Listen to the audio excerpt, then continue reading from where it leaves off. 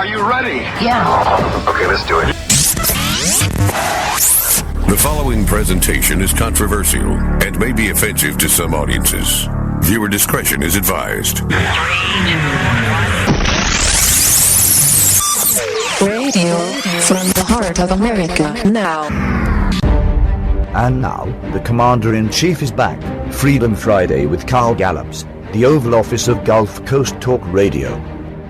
Yeah, the Commander-in-Chief is back. And so are you. Welcome back, Gulf Coast. Welcome back, America. Welcome back, world. Welcome back, Europe. Welcome back, South America. Welcome back, Israel, and all of these other places where folks listen to us. Matter of fact, we have a huge listening audience in Israel right now. It's live in Israel right now. Freedom Friday with Carl Gallups. The deal is, it's 5 o'clock Eastern time right now in the United States. We're broadcasting from Central Time. A lot of people forget that Florida has 2 time zones, and we're in the panhandle of Northwest Florida, so Central Time here. But in Israel right now, I don't know the exact time. I think 7 to 8 hours ahead. It depends upon, what time, whether it's daylight savings time and all that. But anyway, just suffice it to say, it's close to midnight over there. I want to give a quick shout out to my good friend Zev Porat, Messianic Rabbi Zev Porat, who is in the midst of Tel Aviv and Israel, Jerusalem, and all in that area, ministering to the entire nation and to Europe and to China through MessiahofIsraelMinistries.org. He's a dear friend, a brother in the Lord, and a great partner in ministry, as the two of us and several others that are involved with all of this, reaching the world with the gospel of Jesus Christ. Yes, we are. And there are some amazing things happening in the world right now. As a matter of fact, hey, listen, folks, we've got a great show. You want to stay tuned in. I'm going to have Mike Shoesmith coming up, Brandon Big B rounding out the hour. I've got some updates on the Obama birth certificate fraud case and some of the latest scoop on that and some insight, some amazing stuff to share with you. This is going to be a power-packed show. And speaking of interesting stuff and biblical prophetic things that go right to national security and world security and terrorism and how it all ties together and how it affects us. My first guest is I consider a dear friend and a colleague of sorts, and that is I'm blessed to do a lot of interviews and commenting for WND.com. Leo Hohmann, many of you know that name because you read his articles. His articles are insanely popular over at WND.com, and he's a veteran journalist and an award-winning journalist and news editor for the online news giant WND. And he has a particular focus on immigration and Islam. Prior to joining WND, he worked for more than 2 decades as a newspaper reporter and editor in suburban Atlanta, Georgia, and in Charlotte and Raleigh, North Carolina. Leo, welcome to Freedom Friday. You're in the Oval Office of Gulf Coast Talk Radio, man, but as you know and as you hear, we have listeners all over the world, so I'm glad you're with us today. Yeah, thank you so much for having me on today, Carl. It's been a long time waiting. We've been trying to connect, and I'm glad we did. I know. Like I said to you off air a moment, we need to quit lying to each other so much. You promise me you're coming on. I promise you dates. You lie to me. I lie to you. Then I went and got sick. Yeah, I know. Then you went and got sick. Lost my voice. I know. The darned old holidays got in the way. And, and then you had to call the boss on me, and he had to call me. And I mean, it's... Leo, listen, it's an honor to have you on the show, and we're going to have you back because you've written a new book that covers a topic that's near and dear to my heart. I know it's near and dear to our listeners because in 2011, when Arab Spring broke out, that bath soap over, that cologne Arab Spring, yeah, and I don't know the word to use because I don't claim to be a prophet, but I predicted based upon intelligence sources out of Israel way back then that were telling me, you watch your new president. He's going to use this. He's going to stir up and blow up the Middle East. Terrorism is going to go through the roof, and he's going to create a refugee crisis, and your shores are going to be flooded with Islamic refugees. I said that in 2011 right here on this show, Leo, and I was called a racist and a bigot and a liar and an idiot and a conspiracy theorist, by some of the detractors. But now not only has it happened, but it's on steroids, and you've investigated it, and you have reported it in your brand new book titled Stealth Invasion, Muslim Conquest Through Immigration and Resettlement Jihad, right? Tell us about it, Leo. Absolutely, yeah, that's a big, long title right there, and there's a lot of power-packed information crammed in this book. I took this project on starting about 8 or 10 months ago, and it just got bigger and bigger as I started connecting all the dots. And it's now out on the market, brand new. And that's what I'm here to talk about, and thanks again for having me on.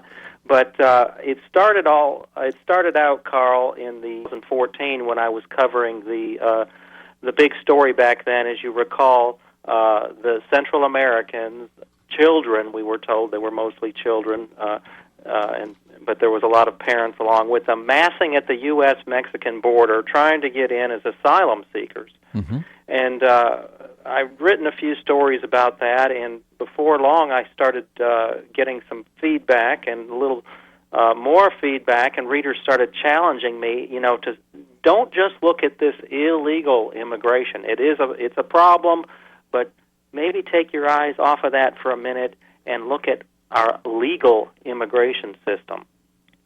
And that's what I started to do, and what I found when I started poking around in that area was just truly astounding.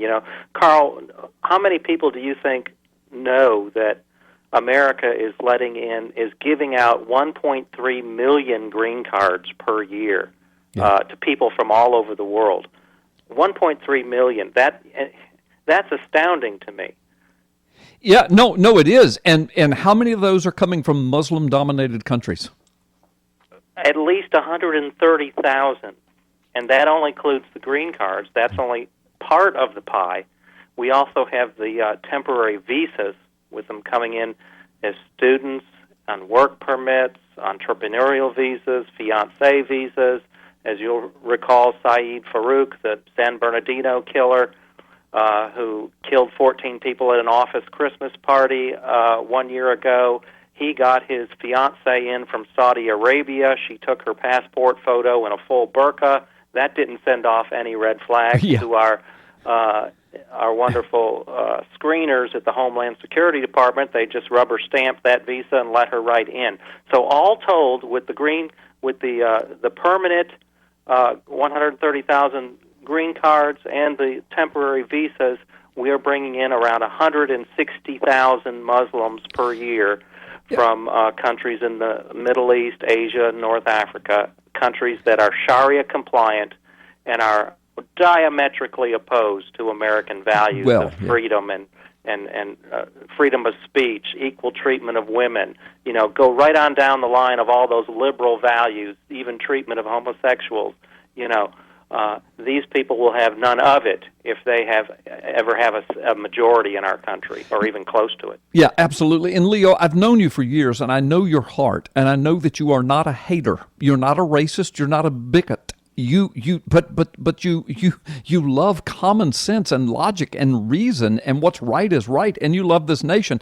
And I know you write about in this book the fact that the vast majority of the Muslims that are being shipped into our nation, they truly don't express any desire to assimilate. As a matter of fact, as you just said, most of their dialogue, most of their expressed desire is to basically change America through their local Muslim communities and Sharia law, and they do despise our values. They are raised up in cultures and nations. For the most part, there are exceptions, but for the most part, these people hate us, and we're bringing them over by the tens of thousands, the hundreds of thousands. That can't be a good recipe, Leo. No, like I say in my book, the numbers are staggering by themselves, and who knows? We've had various studies in the U.S. and England that show basically between 40 and 50% of Muslims in the West, in Europe and in America, between 40 and 50% want some form of Sharia law. They believe that is should be superior to the U.S. law or European law. Okay, so you're right. They're not all bad people. Yeah. But if the numbers themselves are so staggering, and you're talking, even if it were 25% end up coming in with those attitudes, right? What is the long-term ramification of that? So we're bringing people in here at record numbers, but we're not requiring them to assimilate. Right. And so we end up with large Muslim populations living in enclaves in large cities, but not only large cities. Under Barack Obama, we have been bringing them into medium-sized and even much smaller cities. Places like Twin Falls, Idaho, and Stone Mountain, Georgia, and Owatonna, Minnesota, for heaven's sakes. I know.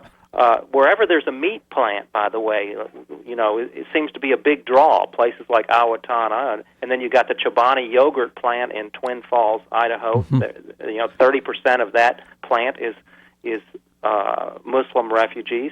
Yeah, I bet they're not working on many hog farms, right? No, that might be an exception, right? I had to say that. Hey, but listen, you know, I'm blessed to do a lot of traveling, and because of the books through W&D Books, what awesome publishers they are, and I do a lot of traveling, and I do a lot of conferences, a lot of TV, and a lot of radio. I'm very blessed, and in so doing, I take a lot of taxis, and I'm in big cities, and I'm communicating with the citizens and the workers and the restaurant workers and taxi drivers, and I run into an awful lot of Muslim people, and many of them are extremely friendly, and many of them express a great love for America and such a blessing to be here. But the ones that do that, the ones I've talked to, 98% of them have been here for decades, and they've come to understand. But here's what I was going to say. But they are furious about the same thing you and I are talking about, especially the Somali Muslims, because they are known among other Muslims to be the worst of the worst and the most radical of all. And the other Muslims in America, the ones that have been here for decades, can't stand them. And a lot of people don't realize there are rifts and divisions between the Muslims themselves. Oh, absolutely.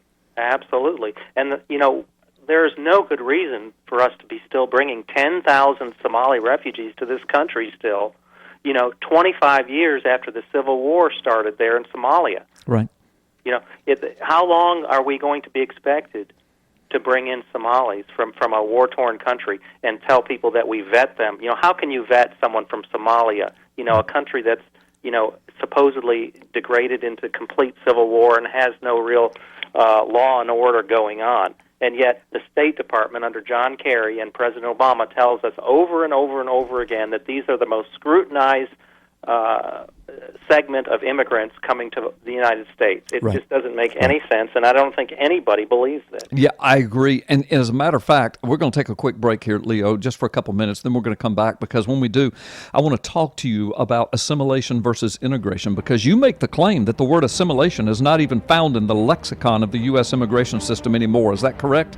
That is 100% correct. And that's astounding. And there is a difference between assimilation versus integration. Folks, you need to know what's happening in our nation. I'm also going to talk to Leo about what his prognostication is under a Trump administration, and so much more. My guest this afternoon, Leo Hohmann, award-winning journalist, and he is news editor with the online news giant WND. He's written this new book, Stealth Invasion. Go to facebook.com/freedomfriday.carlgallups. I've got the link there, or you can find him on Amazon, of course, or at the WND Superstore. But you can go to facebook.com/freedomfriday.carlgallups. See everything, links to everything we're talking about, plus showing right now, is this brand new book, Stealth Invasion. We'll be right back. Leo Hohmann, who's a veteran journalist and news editor for online news giant WND. Hundreds and hundreds and hundreds of thousands of individual readers every day. Millions and millions of readers every week.